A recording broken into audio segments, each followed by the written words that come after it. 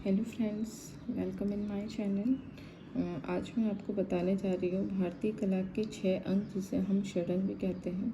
ये काफ़ी ज़्यादा इम्पॉर्टेंट है। इसमें से एक क्वेश्चन ज़रूर पूछता है, तो जो इम्पोर्टेंट है मैं आपको सिर्फ वही बताऊंगी, क्योंकि फालतू की चीज़ पढ़ने से कोई मतलब नहीं है। आप 10 साल के पेपर या प्रैक्टिस सेट पेपर देख लीजिएगा, उसमें सिर्फ जितना पढ़ाऊँगी उसी से क्वेश्चन पूछेगा, उससे बाहर से क्वेश्चन नहीं पूछेगा। तो जो मैं हाईलाइट करूँगी सिर्फ वही चीज़ें, अगर आपको नोट डाउन करना है तो नोट डाउन करिएगा, अदरवाइज़ बाकी चीज़ें मत करिएगा। बाकी चीज़ें सिर्फ आपको समझाने के लिए किताब में ज़रूर दिया रहता है, लेकिन वो कोई मायने नहीं रखता है। तो चलिए हम शुरू करते हैं। तो षडंग का मतलब होता है कि 6 अंक। 6 अंक मतलब होता है कि चित्रकला के निर्माण के लिए हमें 6 अंक की ज़रूरत पड़ती है। तो थोड़ा सा याद रखिएगा कि षडंग मतलब क्या होता है, ये 6 अंक।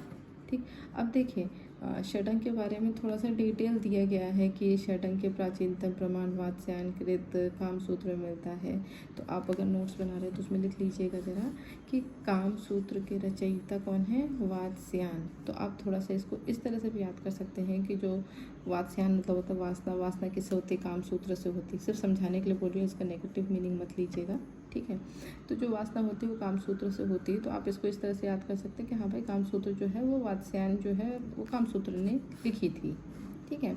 उसके बाद अपनी पुस्तक में कामसूत्र में पद, इसका कोई मतलब नहीं है, पूरे का कोई मतलब नहीं है। जहाँ पे होगा मैं आपको बता दूंगी कहाँ पे मतलब है। कामसूत्र की रचना वात्स्यायन ने किया था, जो कि मूल रूप से प्रयाग के रहने वाले थे। थोड़ा सा ये याद रख लीजिएगा कि वो प्रयाग के रहने वाले थे, ठीक है। इनकी कर्मभूमि में बनारस रही है। उनकी पुस्तक गुप्त काल में संस्कृत भाषा में लिखा गया है। इधर ध्यान दीजिए, ये थोड़ा सा ध्यान देने वाली बात है कि वात्स्यायनकृत कामसूत्र के 3य अध्याय में टीका यशोधरा पंडित ने जय मंगल के आलेख में 6 भेद लिखे हैं। तो अब आपको इसमें क्या याद रखना है, सिर्फ कि जय मंगला किसने लिखा है, यशोधर पंडित ने, ठीक है। तो इसको इस तरह से याद कर सकते हैं, जो पंडित होते हैं वो क्या बोलते हैं, जयमाल वगैरह करवाते हैं, ठीक है। तो बस यशोधर पंडित जो है वो जयमंगला लिखे थे, इतना आपको याद रखना है, ठीक है। उसके बाद आपको थोड़ा सा ये याद रखना है कि अविंद्रनाथ की पुस्तक, अब ध्यान दीजिएगा, अविंद्रनाथ ने जो पुस्तक लिखी थी उसका नाम था भारतीय शिल्प के षडंग। सिर्फ षडंग पुस्तक नहीं लिखी थी। अगर षडंग की बात आएगी तो आपको कहाँ जाना है, कामसूत्र, वात्स्यायन, उनके पास जाना है। लेकिन अगर पूछा गया कि भारतीय शिल्प के षडंग किसने लिखी है, तो आपको बताना है अविंद्रनाथ ने लिखी थी। और कब ये प्रकाशित हुई थी, 1921 में हुई थी, ठीक। अंग्रेजी अनुवाद जो है उसका ये जो है ये 6 लिम्स ऑफ पेंटिंग के नाम से हुई थी, 6 लिम्स ऑफ पेंटिंग। अब देखिए, अब हमें पूरा का पूरा जो है यह यशोधर पंडित के बारे में पूछना है, पता करना है कि इन्होंने क्या क्या चीज़ें बोला है उसके बारे में। तो ध्यान दीजिए, जो यशोधर पंडित ने बोला था, तो ये जो है आपको कभी आएगा नहीं लिखा हुआ, इसलिए इसका कोई मतलब नहीं है, फालतू को इसको याद करने की ज़रूरत नहीं। याद रखिएगा कि 6 भेद होते हैं। पहला होता है रूप भेद। तो रूप भेद मतलब होता है आकृतियों में भिन्नता। अब ध्यान दीजिएगा कि जो रूप होता है, रूप मतलब क्या होता है, जो हम सामने देखते हैं। भेद मतलब होता है हम किसी से भेद करते हैं कि नहीं ये अच्छा है कि खराब है कि कैसा है, इसकी नाक टेढ़ी है, इसकी आँख टेढ़ी है। तो रूप भेद मतलब होता है आकृतियों में भिन्नता। जैसे माता पुत्र, यानी कि अगर हम माता को माता जैसे बनाएंगे, पुत्र को हम छोटा बनाएंगे, तो वो क्या हो जाता है, रूप भेद। तो आपको अगर याद करना है तो सिर्फ एक ये लाइन बस याद कर लीजिएगा इसमें, कि रूप भेद मतलब होता है आकृतियों में भिन्नता, जैसे माता पुत्र, ठीक।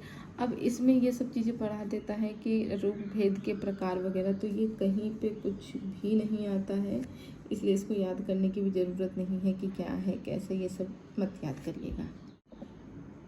देखिए, तो दूसरे नंबर पे आता है प्रमाण, ठीक है।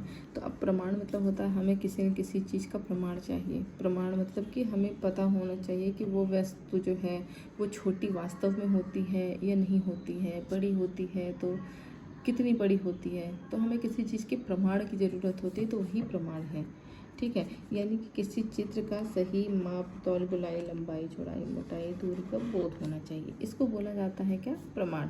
ध्यान दीजिएगा फ्रेंड्स, इसके जो है नंबरिंग पूछ लेता है कि रूप भेद कौन से नंबर पे है, प्रमाण कौन से नंबर है। तो टोटल 6 है, ठीक है। एक रूप भेद है, दूसरे नंबर पे प्रमाण है, तीसरे नंबर पे भाव आता है, ठीक है। फिर उसके बाद आता है लावण्य योजना, फिर सादृश्य और उसके बाद वर्णिका भाग। तो उसके बारे में बताएंगे। पहले आप याद रखिएगा कि रूप भेद में क्या है, हमने सामने देख लिया कि माता कैसी होती है, पुत्र कैसे होते हैं, ठीक है। लेकिन तो प्रमाण में भाई हमने तो ये देख लिया कि हाँ क्या ऐसे होते हैं, लेकिन हमें प्रमाण चाहिए कि नहीं वास्तव में ये ऐसे होते हैं। इनकी माता होती है तो कितनी लंबी होती है, पुत्र होता है तो उसकी लंबाई कितनी होती है। तो इसका सही का सही प्रमाण होना चाहिए मतलब, ठीक है। अब देखिए प्रमाण में भी जो है इतना कुछ ज़्यादा पूछता नहीं है, लेकिन प्रमाण में जो है कुछ चीज़ें पूछता है जो मैं आपको बता देती हूँ। ये देखिए प्रमाण में पूछ मानव की दृष्टि से कला आचार्यों में 5 रूप जो है बताए गए हैं, जिसमें से मानव जो है आपको ये चीज़ें याद करना है।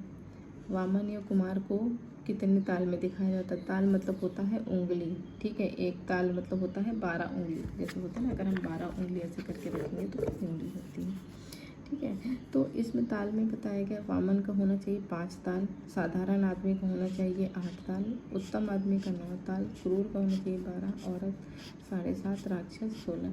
ये कभी कभी एग्ज़ाम में पूछ लेता है, तो ये आपको याद रखना है इसमें कि क्या है ये, ठीक है। उसके अलावा फ़िलहाल तो और इसमें कुछ भी नहीं है। अब आते हैं भाव में। तीसरा हमारा क्या हो गया, भाव। तो पहला हमारा क्या हो गया था, लावण्य योजना, जिसमें हम देखते हैं कि भिन्नता क्या है। उसके बाद प्रमाण में हम लंबाई चौड़ाई ये सब चीज़ें देखते हैं। उसके बाद आ गई बात भाव की कि भाव में क्या होता है। तो देखिएगा भाव क्या होता है, भाव में हम किसी की भावनाओं को व्यक्त करते हैं। मतलब हमें देखना होता है कि अगर हम कोई चित्र बना रहे हैं तो वो हंसता हुआ चेहरा है या रोता हुआ चेहरा है, या उसमें कैसा भाव है, क्रूर है। बोलते हैं ना कि हम इसके तो भाव ही बहुत बढ़े हैं। भाव बढ़े मतलब कि हमेशा नाक ऊपर करके इस तरह से एकदम रखते हैं। तो अब देखिए इसमें हमें भाव वगैरह में हमें वो डेफिनेशन याद करने की ज़रूरत नहीं है। हमें सिर्फ इतना याद रखना है, ठीक है, कि इसमें भरत मुनि के अनुसार भाव जो है वो 49 होते हैं, ठीक। इतना आप याद कर लीजिए। थोड़ा सा आपको ये भी पता होना चाहिए कि भाव के जो है 3 भाग होते हैं।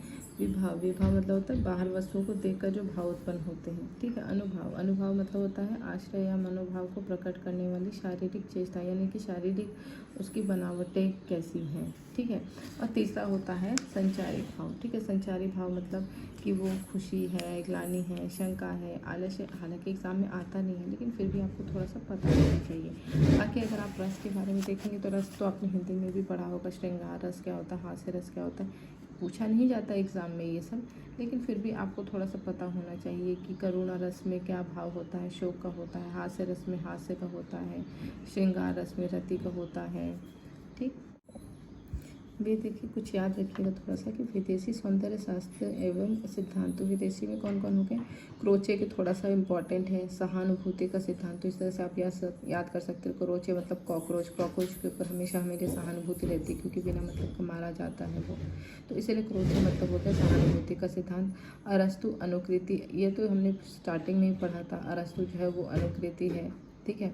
उसके बाद हो गया है लोजाइंस का, हो गया उद्दांत का सिद्धांत। अब आप ये याद कर सकते हैं कि भाई जो लोजाइंस होता है काफ़ी ज़्यादा उद्दंड टाइप का रहता है, तो उद्दांत का सिद्धांत, ठीक। उसके बाद आ गया भरत मुनि का नाट्य शास्त्र। इसके बारे में हम बाद में पढ़ेंगे। हम फिलहाल तो पहले अपनी पूरे लावण्य योजना कंप्लीट करेंगे, उसके बाद भरत मुनि के बारे में पढ़ेंगे।